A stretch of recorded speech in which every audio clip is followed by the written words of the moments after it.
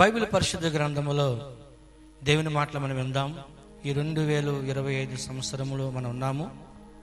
ఈ మొదటి మాసము మొదటి వారములో దేవుని కృపను అనుభవించడానికి, దేవుని కృపను మనం పొందగొనడానికి ఈ సంవత్సరంలో దేవుడు మన ద్వారాగా ఘనమైన కార్యాలు చేయాలి. మనము కూడా ఘనమైన కార్యాల కొరకు, గొప్ప కార్యాలు చేయడానికి మనం ప్రార్థన ద్వారాగా సిద్ధపడి ప్రభు కొరకు, ఆ ప్రభు కొరకు మనం ఎదురు చూసే వారిగా ఉండాలి మనం. కాబట్టి ఈ మాటలు వింటున్న మనందరూ కూడా దేవుడు దీవించిన గాక.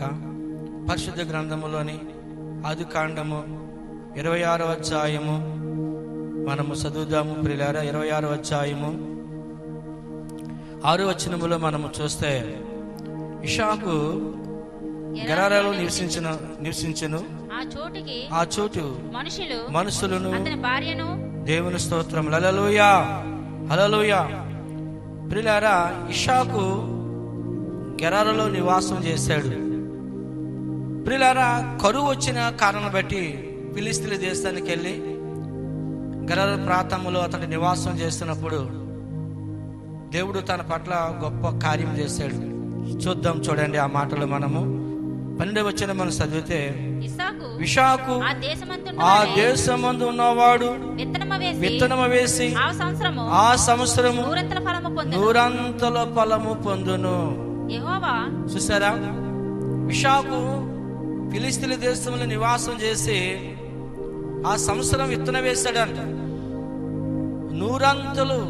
నూరంతలుగాను దేవుడు ఇషాకును ఆశీర్వదించినట్లు మనం చూస్తున్నాం. ఈ సంవత్సరము దేవుడు నీ జీవితంలో, నీ బ్రతుకులో గొప్ప కార్యం చేయాలన్నా, ఘనమైన కార్యాలు పొందగోరాలన్నా, గొప్ప గొప్ప పనులను చేకూర్చాలన్నా, ఆ దినం, ఆనాడు, ఆ సంవత్సరమందు ఇషాకు ఎలాగా విత్తనం వేశాడో విశ్వాసముతో ఈ సంవత్సరము నీ జీవితంలో ఘనమైన కార్యాలు జరగాలని, గొప్ప గొప్ప కార్యాలు నీ బ్రతుకులో నెరవేర్చబడాలని నువ్వు దేవుని తట్టు నువ్వు తిరగాలి. దేవుని మీద ఆధారపడాలి. విశ్వాసముతో నీ జీవితము కొనసాగించేవాడిగా, కొనసాగించే దానిగా ఉండాలి.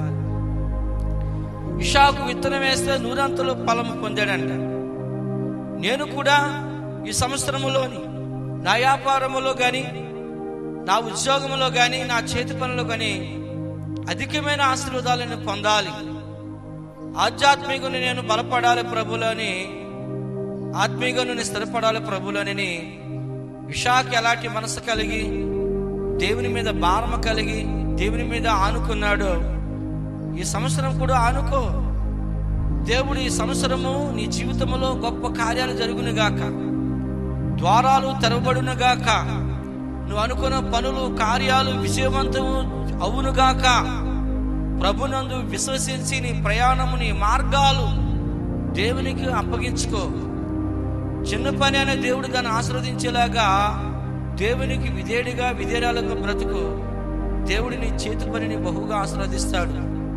నాది చిన్న చేతి పనే కదా, ఈ సంవత్సరం ఎలాగుంటుందో, ఈ సంవత్సరము నా పని భారం ఎలాగుంటుందని చింతించు, బాధపడకు. దేవుడు నీ పనుల భారాన్ని ఆయన సఫలపరుస్తాడు.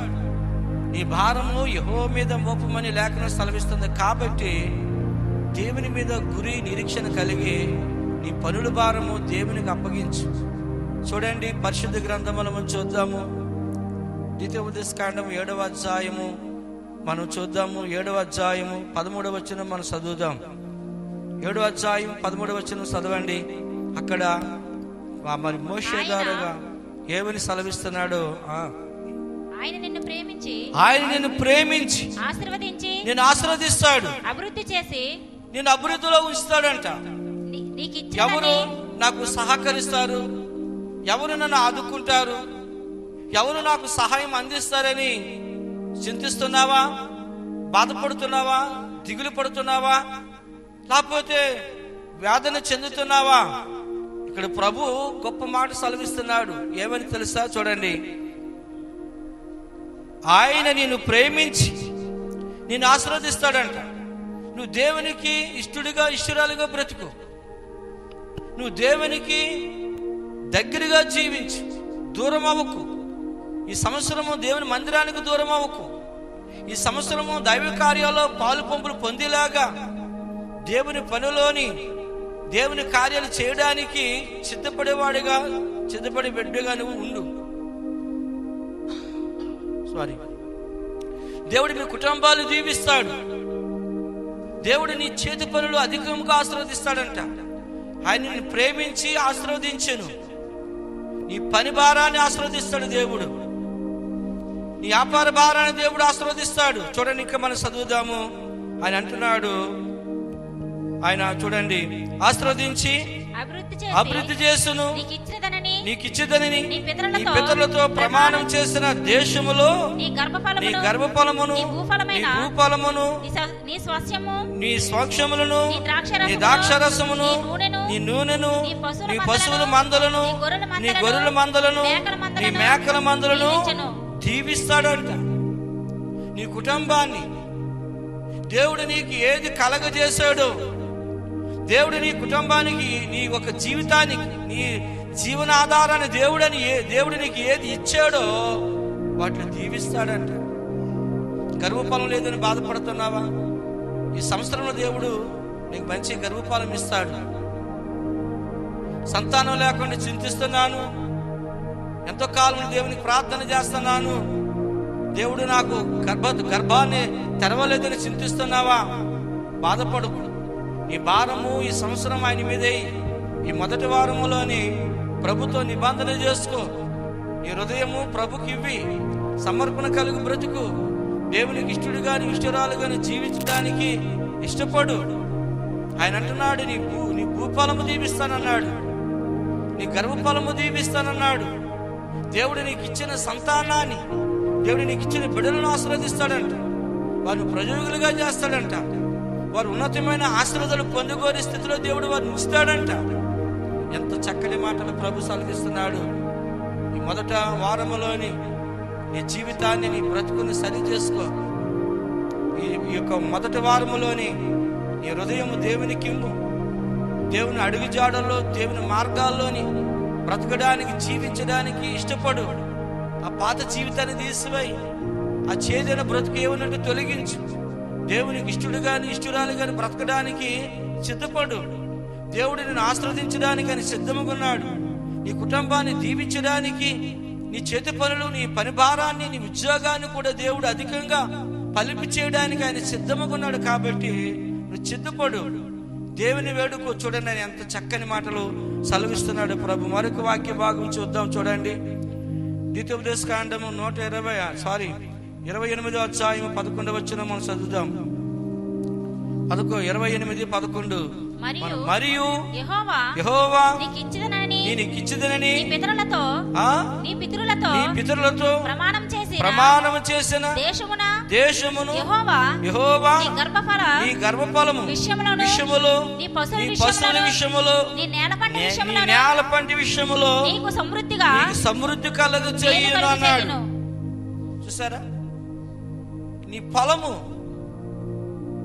నువ్వు పండించే ఫలము, లేకపోతే దేవుడు నీకు ఇచ్చిన వ్యాపారం అవ్వచ్చు.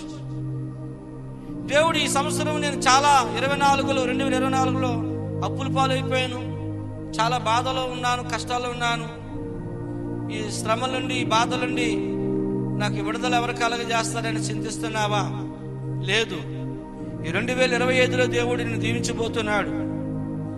2025లో దేవుడు నీ కుటుంబాన్ని ఆశీర్వదించడానికి ఆయన సిద్ధముగా ఉన్నాడు. నీ కుటుంబం పట్ల ఎంతో ప్రేమ కలిగి ఉన్నాడు ఆయన. నీ నేల పంట విషయంలో దేవుడు ఆశీర్వదిస్తాడంట.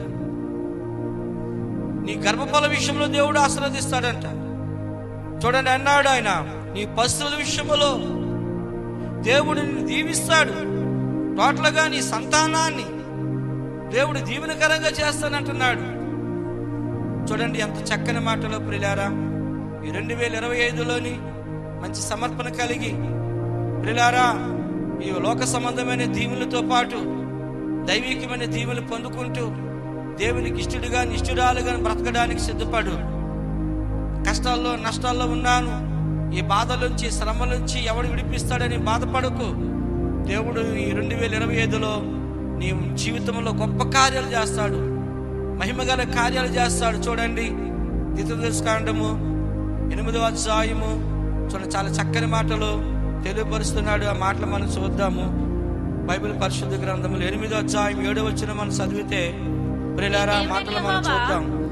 చూడండి, నీ దేవుడని యెహోవా నిన్ను మంచి దేశంలో ప్రవేశపెట్టును. మంచి జీవితాన్ని, మంచి దేశములు అన్నాడు. మంచి జీవితాన్ని ఇస్తాడు దేవుడు. నీ పాడైపోయిన నీ జీవితాన్ని, నా జీవితాన్ని ఎవరు స్థిరపరచలేరు, నా బ్రతుకుని ఎవరు కూడా బాగు చేయలేరు, నేను సరైన మార్గంలో నడిపించలేరు అనుకుంటున్నావా? దేవుడు నిన్ను స్థిరపరుస్తాడంట. నువ్వున్న స్థలములో, నువ్వున్న దేశములో, నువ్వున్న ప్రాంతములో దేవుడు నిన్ను దీవిస్తాడంట. చూడండి, ఆయన నీ దేవుడిని యెహోవా నిన్ను మంచి దేశములో ప్రవేశపెట్టెను. ఆయన నమ్ముకున్న వారికి, ఆయన అనుసరించే వారికి, ఆయన సేవించే వారికి మంచి జీవితాన్ని ఇస్తాడు. ఆయన మంచి బ్రతికినిస్తాడు.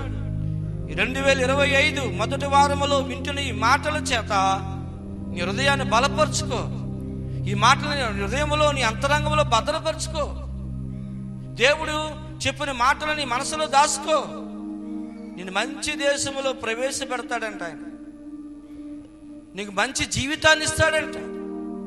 ఈ ప్రపంచంలో, ఈ లోకంలో ఎవరు నీకు మంచి జీవితాన్ని ఇచ్చేది? ఎవరు నీకు మంచి బ్రతికినిచ్చేది? నేను మంచి దేశంలో ప్రవేశపెట్టి అది నీటి వాగుల గల లోయల నుండి కొండల్లో నుండి పారు ఊటలు అగాధ జలములు గల దేశము. చూసారా, కొండల్లో నుంచి, వాగుల్లో నుండి పారే ఊటల గల అగాధ జలములు గల దేశము. అది గోధుమలను, యవ్వలను, ద్రాక్ష చెట్లను, అంజురూపు చెట్లను, దానిమ్మ పండ్లను గల దేశము దేవుడు నీకు ఇస్తున్నాడు. అంత గొప్ప ఆశీర్వాదాలు నీ జీవితంలో, నీ బ్రతుకులో నెరవేర్చడానికి దేవుడు సిద్ధంగా ఉన్నాడు. మంచి జీవితాన్ని పొందడానికి సిద్ధపడు. నిజమైన క్రైస్తవుడు గాను, క్రైస్తవురాలు గాను, మంచి ఒక విశ్వాసగాను, మంచి ఒక దేవుని బిడ్డగాను బ్రతకడానికి నువ్వు సిద్ధపడు. దేవుని విడిసి లోకములో కాలను జీవించిన, లోకములో నువ్వు బ్రతికినా ఇలాంటి ఆశీర్వాదాలు నువ్వు పొందలేవు, ఇలాంటి దీవెన నువ్వు పొందుకోలేవు. నీకు మంచి భవిష్యత్తు ఇస్తానన్నాడు దేవుడు.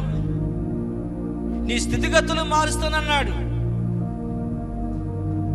గోధుమలను, యవ్వలను, ద్రాక్ష చెట్లు గల దేశము, కరువనకుండా నువ్వు నివాసం చేయడానికి, ఆకలి దప్పులతో బాధపడకుండా, బాధల పాలు అవ్వకుండా, కష్టాల పాలు అవ్వకుండా, శ్రమల పాలు అవ్వకుండా నీకు ఆదరణ కలిగించి ఉపదేశం చేస్తున్నాడు దేవుడు. ఈ సంవత్సరము, ఈ మొదటి వారములో ఈ హృదయాన్ని సరి చేసుకో, నీ జీవితాన్ని మార్చుకో. నువ్వు దేవునికి ఇంకా సమీపముగా, దగ్గరగా ఉండడానికి, దేవుడి ద్వారా గొప్ప ఆశీర్వాదాలు పొందడానికి నువ్వు సిద్ధపడు. ఇషాకు ఆ దేశమందు 100 ఒక ఆశీర్వాదం పొందాడంట. ఆ దేశమందు ఆయన విత్తనం వేస్తే ఫలించాడు. ఈ సంవత్సరం కూడా నువ్వు ఫలించడానికి సిద్ధపడు. దైవభక్తిలో ఫలించు, దైవభక్తులను ఫలించు, నీ జీవనోపాధి కొరకు ఫలించు. అన్ని విషయంలో నువ్వు దేవునికి మహిమకరంగా ఉండడానికి సిద్ధపడు. దేవుడు నీ కుటుంబాన్ని, నీ బిడ్డలను ఆశీర్వదిస్తాడు. ఈ సంవత్సరం ఇషాకంట క్రమముగా వర్ధిల్లాడంట. అతడు మిక్కిలి గొప్పవాడయ్యాడు. క్రమముగా ఎవరిని బట్టి? దేవుని బట్టి గొప్పవాడయ్యాడు. దేవుని బట్టి ఫలించాడు. దేవుని బట్టి మిక్కిలి గొప్పవాడుగా అయ్యాడు. దేవుని బట్టి ఆశీర్వాదాలు పొందుకోని స్థితి అతను కలిగి ఉన్నాడు. ఆయన దేవుని కలిగి ఉన్న కారణం బట్టి ఇషాకు ఆ దేశమందు వర్ధిల్లాడు. నువ్వు దేవుని కలిగి బ్రతికితే, దేవుడితో నువ్వు ఉంటే, దేవుని సొంత రక్షకుడిగా అంగీకరించి నీతిగల జీవితాన్ని జీవిస్తే దేవుడు నీ కుటుంబాన్ని, నీ బిడ్డలకు కూడా ఆశీర్వదిస్తాడు. క్రమముగా ఇషాకు వర్ధిల్లాడు. దేవుడు నిన్ను కూడా అలాగే వర్ధలు చేస్తాడు. ఇషాకును ఆశీర్వదించి దేవుడు నిన్ను కూడా ఆశీర్వదిస్తాడు. నీ కుటుంబాన్ని కూడా ఆశీర్వదిస్తాడు. నీ బిడ్డలకు కూడా ఆశీర్వదిస్తాడు దేవుడు. ఇషాకును దీవించే దేవుడు నిన్ను దీవిస్తాడు. క్రమముగా అలాగా వర్ధలుతూ వచ్చాడంట. దేవుని ఆశ్రయిస్తేనే నువ్వు వర్ధలుతావు. ఉజ్జియా అనే రాజు ఉన్నాడు. 26వ అధ్యాయము 2 వృత్తాంతాల గ్రంథంలో మనం చదివితే అక్కడ ఆయన కోసం చాలా చక్కగా రాయబడిన మాట మనం చూడండి. అతడు యెహోవాను ఆశ్రయించినంత కాలమున వర్ధిల్లునని ఉంటుంది అక్కడ వాక్య భాగం. మనం చూడండి ఆ మాట మనం చదువుదాం. చూడండి చదువుదామమ్మా. అతడు చూడండి 5వ వచనం 26 నుంచి కింద వచనం మనం చదివితే రాయబడిన మాట, అతడు యెహోవాను ఆశ్రయించినంత కాలము దేవుడు అతను వర్ధలు చేసును. దేవుని ఆశ్రయిస్తే ఆశ్రయించినంత కాలము దేవుడు ఆయనని వర్ధలు చేస్తాడంట. వదిలేస్తే నువ్వు వర్ధలవు. దేవునికి దూరం అయిపోతే నువ్వు వర్ధలవు. దేవునికి వేరుగా బ్రతికితే నువ్వు వర్ధలవు. దేవునికి అసహ్యమైన కార్యాలు, క్రియలు నీ జీవితంలో ఉంటే వర్ధలవు. నీలో మారు మనసు లేకపోతే నువ్వు వర్ధలవు. మారు మనసులను బ్రతుకు నీళ్ళు లేకపోతే నువ్వు వర్ధలవు. నువ్వు వర్ధలాలన్నా, నీటివారు నాటిన మొక్క వల్ల నువ్వు వర్ధలాలన్నా, ఫలించే చెట్టుగా ఉండాలన్నా యెహోవాను ఆశ్రయించే బిడ్డగా ఉండు. నువ్వు దేవుని ఆశ్రయించే బిడ్డగా బ్రతుకు. ఉజ్జియా యెహోవాను ఆశ్రయించినంత కాలము దేవుడు అతన్ని వర్ధలు చేశాడు. ఎవరు ఆయన ఆశ్రయిస్తారో ఆ కుటుంబాలు దేవుడు వర్ధలు చేస్తాడు. నిజంగా ఆశ్రయించాలి ఆయన.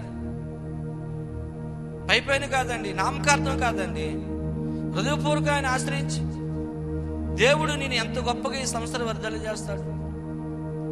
హృదయపూర్వకంగా ఆయన అనుసరించి దేవుడు ఎంత గొప్పగా నీ స్థితిగతులను, నీ జీవన విధానాలను మార్చి దేవుడు బహుగా వర్ధలు చేస్తాడు. యెహోవాను ఆశ్రయించిన కాలము అతడు వర్ధలుతే ఉన్నాడు. దేవుని స్తోత్రం. హల్లెలూయా, హల్లెలూయా. దేవుడు ఎక్కడికి వెళ్ళినా సరే అతనికి సహాయం చేస్తున్నాడు. అతనికి తోడై ఉంటున్నాడు. ఆయన వెళ్ళిన మార్గాల్లో, ఆయన త్రోవల్లోని దేవుడు ఆయనకి ఆశ్రయముగా ఉన్నాడు. నీ కుటుంబం, నీ బిడ్డలో నువ్వు కూడా ఆయన ఆశ్రయిస్తే అలాగే కూడా వర్ధలుతారండి. ఇషాకు ఆయన ఆశ్రయించాడు దేవుని. అందుకే అతడు క్రమముగా వర్ధల్లాడు. చూడండి మనం చదువుదాం. మళ్ళా తిథి ఉపదేశకాండ 8వ అధ్యాయము 8వ వచనం చదువుతాం. అది గోధుమలు, యువలను, ద్రాక్ష చెట్లు, అంజూరపు చెట్లు, దానిమ్మ పండ్లను గల దేశము, ఒలివ నూనెయు తేనెయు గల దేశము, కరువు అనకుండా నువ్వు ఆహారము తినే దేశము. నువ్వు కరువు లేకుండా, కరువు అనకుండా నీ బిడ్డలో నువ్వు పుష్టికరంగా దేవుని అనుగ్రహం పొందుకుంటూ, దేవుని కృపలో మీ కుటుంబాలు వర్ధలుతూ, కరువు అనకుండా నేను కరువులో ఉన్నాను, లేములో ఉన్నాను, శ్రమల్లో ఉన్నాను అనకుండా. ఇషాకు కరువు నుంచే, కరువు కాలంలోనే విత్తనం వేశాడు. కరువులో ఉండగానే దేవుని ఆశ్రయించాడు. అతడు క్రమముగా వర్ధలడానికి కారణము దేవుని ఆశ్రయించడంలోనే. ఆ దేశమందు గొప్పవాడైపోయాడు ఇషాకు. ఈ సంవత్సరం దేవుడుకు నేను గొప్పవాడుగా చేస్తాడు, గొప్పదానిగా చేస్తాడు. దేవుని ఆశ్రయించును, దేవుని హృదయపూర్వక ఆశ్రయించును. చూడండి ఇక్కడ అన్నాడు, గోధుమలు, యవ్వలను, ద్రాక్ష చెట్లను, అంజూరపు చెట్లను, ఒలివల నూనెయు ఆ తేనె గల దేశము, కరువు అనకుండా నువ్వు ఆహారము తిన దేశము, అందులో నీకు ఏ లోపముండదు, ఏ లోపముండదు. ఆయన అనుసరిస్తే నీకు లోపముండదు. కొదవ ఉండదు, కొలత ఉండదు. నువ్వు హృదయపూర్వకంగా ఈ 2025ను ప్రభువుని సొంత రక్షకుడిగా అంగీకరించు. ఒకవేళ నువ్వు నూతనంగా ప్రభు సన్నిధికి వస్తున్నావేమో, ఒకవేళ నూతనంగా ప్రభుని వెంబడించడానికి సిద్ధపడుతున్నావేమో, యేసు ప్రభుని సొంత రక్షకుడిగా అంగీకరించడానికి సిద్ధపడుతున్నావా? నీ జీవితంలో లోపం లేకుండా చేస్తాడు దేవుడు. నీ బ్రతుకులోని లోపం లేకుండా చేస్తాడు దేవుడు. నీ లోపాలు తీరుస్తాడు ఆయన. నీ కొదవను తీర్చే దేవుడు యేసయ్య. అందులో లోపం ఉండదన్నాడు. నీ జీవితంలో లోపాలన్నీ దేవుడు తీసివేస్తాడు. నువ్వు సరిచేయబడతావు, నువ్వు సరిచేయబడిగా ఉంటావు. నీకు ఏది కొదవ ఉందో దేవుడు దాన్ని నిన్ను తృప్తిపరుస్తాడు ఆయన, ఆ కొదను తీసివేసి. కాబట్టి ఆలోచించే సంవత్సరం గొప్ప కార్యాలు దేవుడి ద్వారా చేయాలని, గొప్ప గొప్ప పనులు నేను చేయాలి, నా దేవుడిలో నా ప్రభువులో నేను బలంగా వాడబడాలి, బలంగా నేను జీవించాలి నా ప్రభుతో. నేను ఈ సంవత్సరం ప్రభుకు సమీపంగా ఉండడానికి, దగ్గర అవ్వడానికి ఇష్టపడు. ఎందుకు దూరంగా ఉంటున్నావు? ఎందుకు దేవునికి అసహ్యమైన కార్యాలు పనులు చేస్తున్నావు?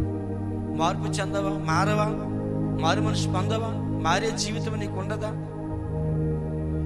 చూడు ఎంత గొప్ప ఆశీర్వాదాలు ఇస్తున్నాడు దేవుడు, ఎన్ని కృపలు ఇస్తున్నాడు. చూడు ఎంత గొప్ప దేవుడు. చూడండి, మరొక వాక్య భాగం మనం చూద్దాం. 30వ అధ్యాయము 2వ కాండం 8వ వచనం చదువుదాం. చూడండి, 30వ అధ్యాయము 8వ వచనములో ఎంత చక్కని మాట ఆయన సెలవిస్తున్నాడు. నువ్వు తిరిగి వచ్చి యెహోవా మాట విని నేడు నీకు ఆజ్ఞాపించిన ఆయన ఆజ్ఞని గైకొనిందువు మరియు నీ దేవుడని యెహోవా నీ చేతి పనులన్నిటి విషయములో, చూసావా, నీ చేతి పనులన్నిటి విషయాల్లో నష్టాలతో ఉన్నాను, అప్పులతో ఉన్నాను, బాధలతో ఉన్నాను అనుకోకుండా నువ్వు ఏది తలబడతావో, ఏది నువ్వు చేయడానికి సిద్ధంగా ఉన్నావో, ఆ చేతి పనులన్నిటిలో కూడా నీకు ఆయన తోడుగా ఉంటాడంట. నువ్వు వెళ్ళే మార్గాల్లోని, నువ్వు వెళ్ళే త్రోవల్లోని, నువ్వు ఏ పని పూనుకుంటావో ఆ పనులన్నిటిలోని దేవుడు నీకు తోడుగా ఉంటాడంట. నీ చేతి పనులు,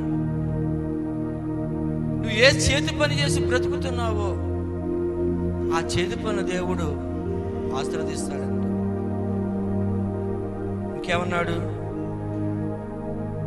నీ చేతి పని విషయంలో, నీ గర్భఫల విషయంలో, నీ పశువుల విషయంలో, నీ భూపంట విషయంలో నీకు మేలు కలిగినట్లుగా నిన్ను ఆయన వర్ధిల్లు చేస్తాడు.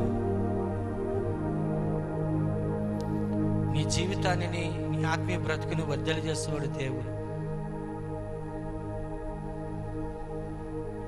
నీ కుటుంబాన్ని వర్ధిల్లు చేసేవాడు దేవుడు. నీ స్థితిగతులను మార్చి దాన్ని మహిమకరంగా చేసేవాడు దేవుడు. నువ్వు ఉన్న స్థితిని దేవుడు, ఆ స్థితిని ఇంకానూ అత్యధికంగా హెచ్చింపజేసి నీ స్థితిని, నీ స్థాయిని పెంచేవాడు దేవుడు. నీ స్థితిగతులను సరిచేసి నిన్ను గొప్పవాడిగా చేసేవాడు దేవుడు. ఆయన ఆశ్రయించడానికి, ఆయన సేవించడానికి నువ్వు సిద్ధపడు. మరువుజాలని కార్యాలు, గొప్ప గొప్ప పనులు దేవుడిని ద్వారాగా ఘనమైన కార్యాలు చేపిస్తాడు ఆయన. మునుపు అన్నడు కూడా చేయలేని కార్యాలు చేస్తావు. నువ్వు జీవితంలో పొందలేని గొప్ప ఆశీర్వాదాలను పొందుతావు. నీ బ్రతుకులో ఎన్నడూ కూడా పొందలేని దీవెనకరమైన జీవితాన్ని చూస్తాను. కాబట్టి ఈ సంవత్సరము నూరంతలుగా ఫలించాలి. నీ పనిబాట్ల విషయాలు ఫలించాలి, దైవభక్తి విషయాల్లో ఫలించాలి, దేవుడిలో కూడా నువ్వు ఫలించే బిడ్డగా ఉండాలి. ఈ సంవత్సరము నువ్వు ఆత్మీయంగా ప్రభులోని ఫలించాలి. మంచి ఫలభరితమైన జీవితాన్ని నువ్వు కలిగిన బిడ్డగా ఉండాలి. దేవునిలోని మరి అంతగా వాడబడే గొప్ప ధన్యకరమైన బ్రతుకును కలిగిన వాడుగా, కలిగిన బిడ్డగా ఉండాలి. నూరంతులు ఇషాకు ఫలించాడు. నువ్వు కూడా నూరంతులుగా నీ పనిబాట్ల విషయంలో ఫలించు, నీ వ్యాపార విషయంలో ఫలించు, దేవుడి భక్తులు కూడా ఫలించు. మందిరానికి వెనకబడకుండా, ప్రార్థనకి వెనకబడకుండా ప్రభుతో నడు. దేవుడిని స్థితిగతులు మార్చేస్తాడు. దేవుడు గొప్ప ఐశ్వర్యంతో నింపుతాడు. దేవుని కుటుంబాన్ని గొప్ప దీవెనతో నింపుతాడు ప్రభు. సంవత్సరము ఏ కరువు, లేకపోతే ఏ శోధన, లేకపోతే ఏ కీడు, లేకపోతే ఏ ఆపద, ఇవన్నీ కూడా ఉన్నాయి. వీటన్నిటి నుంచి కూడా దేవుడిని రక్షించాలి, కాపాడాలి. వీటన్నిటి నుంచి కూడా దేవుడిని నీ తన రెక్కల కింద నువ్వు కప్పాలి. నా కుటుంబాన్ని కాసి కాపాడాలి, తన రెక్కల కింద ఆయన కప్పాలన్నట్టుగా నువ్వు ప్రభు సన్నిధిలోని జీవించు. రూతు కోసం చాలా చక్కని మాట అంటాడు బోయజు. చాలా చక్కని మాట, చూడండి ఆ మాట మనం చూద్దాం. రూతు గ్రంథము 2వ అధ్యాయములో ఎంత చక్కని మాట అంటాడో ప్రియులారా, ఆ మాటలు మనము చూద్దాం. చూడండి, నిజంగా బోయజు చాలా చక్కని మాట రూతుతో మాట్లాడతాడు. నువ్వు యెహోవా సజీవ రెక్కల క్రిందకు వచ్చేసావు. నువ్వు దేవుని రెక్కల క్రింద నీకు గొప్ప ఆశ్రయము నీకు కలుగుతుంది అన్నాడు అక్కడ. యెహోవా రెక్కల క్రింద నువ్వు సురక్షితముగా ఉన్నట్లు నువ్వు వచ్చితివి. ఆయన నీకు సంపూర్ణమైన బహుమానం ఇచ్చును. ఇదిగో చూసారా, నువ్వు యెహోవా రెక్కల క్రింద ఉన్నావు. బోయజు అంటున్నాడు 2:12 అంటున్నాడు, యెహోవా నువ్వు చేసిన దాని ప్రతిఫలం ఇచ్చును. ఇశ్రాయేలు దేవుడైన యెహోవా రెక్కల క్రింద సురక్షితముగా ఉన్నట్లు. ఈరోజు నీ కుటుంబం, ఈరోజు నీ బిడ్డలు దేవుని రెక్కల క్రింద ఒక ఆశ్రయముగా చేసుకోండి. దేవుని రెక్కల క్రింద జీవించేలాగా చూసుకోండి. దేవుడు నీ కుటుంబాన్ని తన రెక్కలతో కప్పేలాగా, ఆయన రెక్కల క్రింద విశ్రాంతి మనం పొందేలాగా రూతుని ఎంత చక్కగా దేవుడు బోయజు ద్వారాగా ఈ మాటలు సెలవిస్తున్నాడు. రూతు దీవెనకరమైన జీవితానికి పొందడానికి ముందు చెప్పుకొస్తాను ఈ మాటలు. యెహోవా రెక్కల క్రిందకు వచ్చావు నువ్వు. దేవుడి రెక్కల క్రింద నీకు గొప్ప ఆశ్రయం కలుగుతుంది. ఆయన రెక్కల క్రిందే సురక్షితంగా ఉంటారు. భయంకరమైన వార్తలు వింటున్నాము.